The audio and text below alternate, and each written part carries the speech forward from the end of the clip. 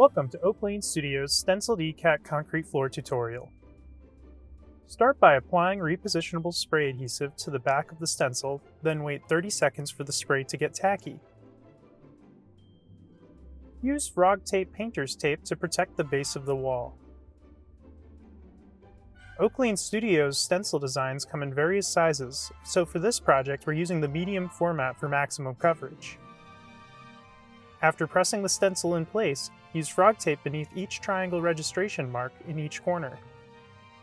Now fill your paint tray with gray paint, then load your roller.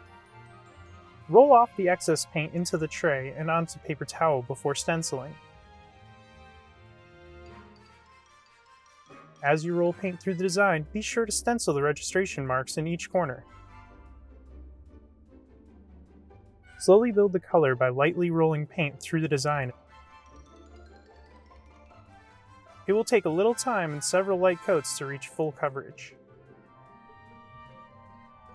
When done, lift off the stencil, then line up the registration marks to repeat the pattern.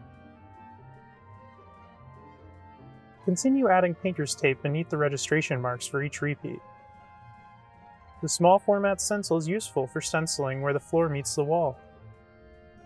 Line the design up on the floor and fold the stencil into the crease of the wall before applying paint.